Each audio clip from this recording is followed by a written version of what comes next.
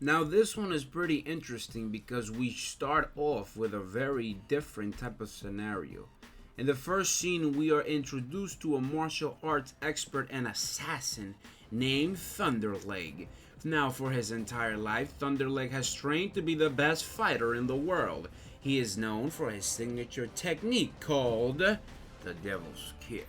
A quick and deadly kicking style that can beat even the best of opponents, my friends. One day he receives a letter from a client who wants him to kill a famous kung fu master named W.A.Y. Wei. He also paid a hefty sum of money for his services. Not wasting much time, Thunder goes to Wei and challenges him to a fight. Wei offers him double the amount of money for his life, but Thunder rejects it. Even though he is a fugitive, he is a man of high principles when it comes to his profession. The fight starts and the master begins. Wei is proven weak in front of Thunder. He shows amazing footwork and defeats the opponent in the case of minutes. In the following scenes, we are taken to the best martial arts training center in the town. It is run by a master named Wong and his disciple Professor Kai. The trainees are afraid of Wong, but none of them fear Kai. The most notorious trainees of the academy is Wong's own son, whose name is Freddy. Now, Freddy, he teases Kai and laughs at the others at his misery. When Kai realizes what's going on, he calls out Freddy for being a spoiled brat and taking benefit of his father's possession and having a white-ass name. They decide to settle the conflict with a fight. Oh yeah, Kai loses because even though he's a professor, he is not half as good as Freddy. The man has a natural talent in martial arts and is only lacking just proper discipline. Later that day, Freddy is with his friends in the market, planning to prank people as they usually do. He uses an eel to scare a girl and makes her jump on top of him. However, he is caught by the girl's mother. She is also an expert in kung fu and is better than any opponent Freddy has faced. So he has been taught a lesson. He registers he cannot win against her and flees. Now, Freddy's favor is not really going well, because on the way back home he sees a guy named Jerry. He is a troubling poor seller by refusing to pay the right amount. Freddy stands against the bully and beats him in a fight to make him pay the seller because he has an even crazier name than Freddy. Before leaving, he warns Jerry to stay out of his sight if he values his life. In the beginning, he returns home and sees that the girl he pranked earlier and her mother are with his father. Freddy tries his best to ignore them, but his father calls them closer to introduce him to the guests. It turns out they are his aunt and cousin, who have come to visit them from a different city. They call Master Wong about his son's shenanigans, getting Freddy in trouble. Just when he's about to be punished, they are interrupted by a landowner named Lee, L-E-E. He is Jerry's father and is furious at Freddy for beating up his son. Jerry is also brought up in front of Master Wong, covered in bandages from all the injuries inflicted upon him. Lee doesn't want an apology but wants Freddy to be punished for his crimes. Now Wong brings out a stick to hit Freddy but is stopped by his aunt. She asks the victim friends to punish Freddy in a way that they like, but they only get 10 hits on him, and he cannot fight back. In between the hits, one of Jerry's friends confidently comes forward, but fails to realize that even if Freddy cannot counterattack, he can protect himself. His first few hits go to waste because Freddy can deflect each one of them. Ultimately, the 10 attacks are over, and Freddy is still standing upright with no real major injuries. When the opponent tries going for an extra attack, Freddy sends him flying with a single hit. Lee and his goons have to pick Jerry up and return home in embarrassment. But Master Wong's anger hasn't died down yet. He's still pretty furious. Starting the next day, he makes Freddy go through a series of brutal punishments he has made. He is put to squat with bowls on his head and shoulders for hours every day. Still, Freddy and his friends find several ways to cheat their way out of the punishment. Master Wong finds out about this and is fed up with his son's lack of discipline. Deciding to take a major step, he calls his brother, a legendary kung fu master named Sam. What is it with these names? He's best known for the drunken style of kung fu and is unbeatable when drunk. Long believes that under his care, even someone like Freddy will have to start taking life seriously.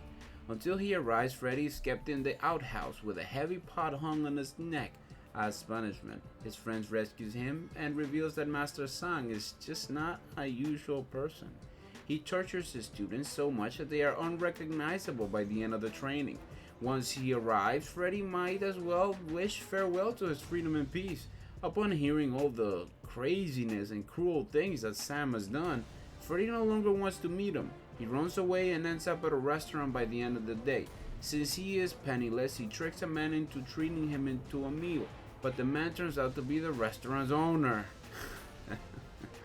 His goons start a fight with Freddy for trying to cheat them. In the same restaurant, Master Sam is enjoying a meal. He identifies Freddy and helps him fight the goons. Freddy is grateful for the stranger and, just helping him.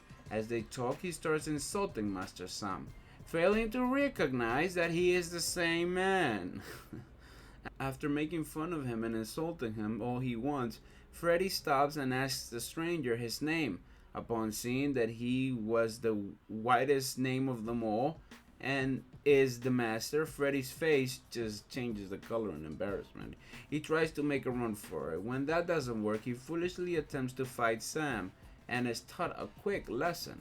Starting the next day, his training begins, and his first task is to repeatedly transfer water from one massive pot to another. He looks for the right moment and pretends to have fallen into one of the pots. When Sam comes to his aid, he is tricked and trapped inside. Goodness sakes. Freddy then runs away and comes to rest at an abandoned building.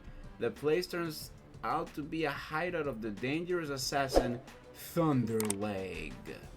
He orders Freddy to go away, but unaware of the killer's identity, Freddy rejects him. As a result, Thunder proceeds to beat up and humiliate him. He is about to kill him but stops because killing a mere weakling like Freddy would harm his reputation. Freddy's life is saved, but he hasn't been more embarrassed in his entire life.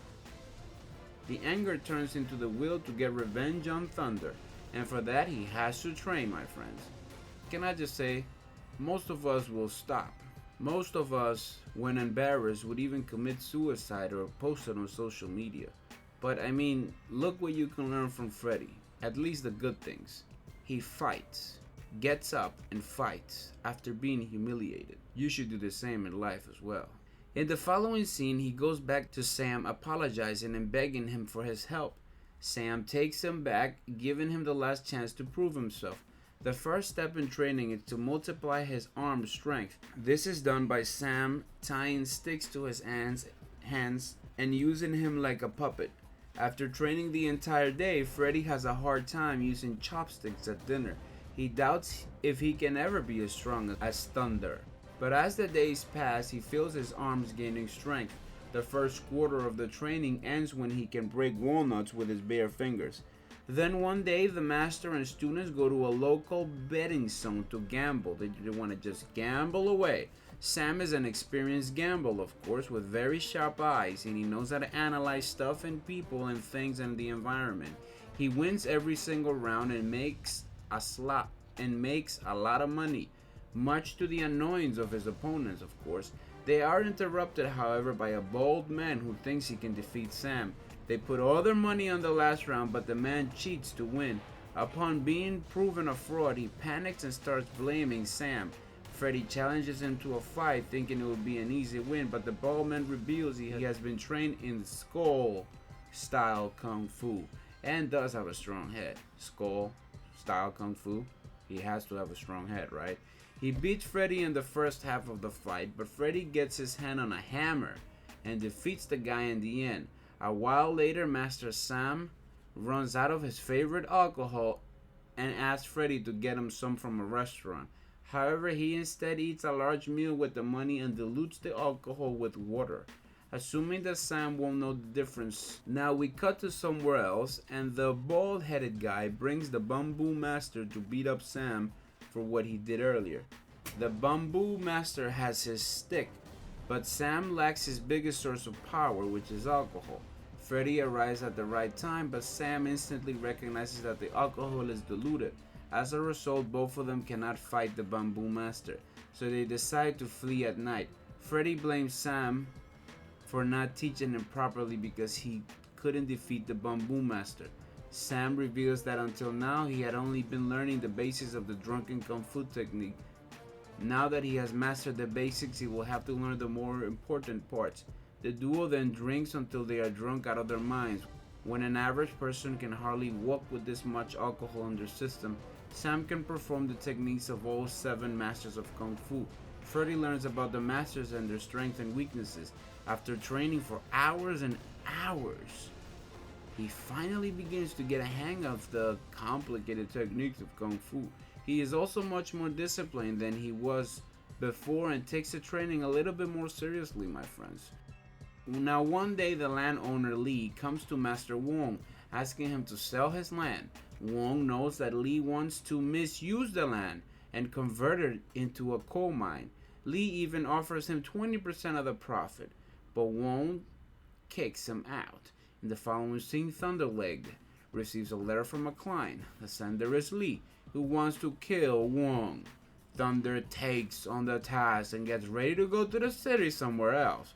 Freddy is walking home with alcohol when he comes across the Bamboo Master. He remembers how he and Sam were humiliated by the man and decides to take revenge. He provokes the man, urging him to make the first attack. Yeah? Why don't you start? The fight seems to be neutral until Freddy drinks alcohol. When he is drunk, no one can fight against him, not even the popular Bamboo Master. He defeats the man almost hilariously before stealing 2 large pots of his wine. However, on reaching home, he is shocked to see Sam that he is just missing. Like, where is he? He finds a letter where the master has thanked him for believing in his teachings. He says Freddy has learned everything there is to know about drunken kung fu. Therefore, he has finished his task and is leaving. Back in the training center, a man runs to Wong in a panic and reveals that Lee and his people are taking over the land by force. An enraged Wong goes to teach them a lesson but finds no one. It is revealed that the notice was a trick played by Thunderleg to get Wong alone. Thunder is especially excited about the battle because he is always looking for a stronger opponent. He thinks Wong is a perfect match for him, and his death will elevate Thunder's reputation. The fight begins and the two match in strength and technique for some time. A long time, if you ask me. But when Thunder decides to use the Devil's Kick, even the mighty Wong is defeated. He's thrown to the ground and is seconds away from being killed when one of his disciples brings Freddy. His blood boils. On seeing his father harm, he gets ready to fight the opponent in Wong's place. Thunderleg remembers him from the time he was humiliated, so the assassin is a joke because he thinks Freddy is the same person who ran away with his tail between his legs just like the first time. Just then, Sam arrives at the battlefield, much to Freddy's delight. Thunderleg freezes in shock, knowing what the drunken master is capable of. It turns out he is the only person the deadly assassin is scared of. But Sam assures him that he will not intervene in the fight. He wants it to be between his student and Thunder. The fight starts and Freddy dodges all of Thunder's attacks. The opponent gets frustrated and makes a mistake, giving Freddy an upper hand. In the end, he uses his arm strength to snap Thunder's neck and defeats him. Lastly, Freddy stands as the victor and his father is finally happy of a disciplined man of Kung Fu arts, sacrifice and discipline. I thank you because you have received value in this video. I thank you for watching and I thank you for listening. Thank you for subscribing and thank you for sharing, my dear friends. Thank you for your time.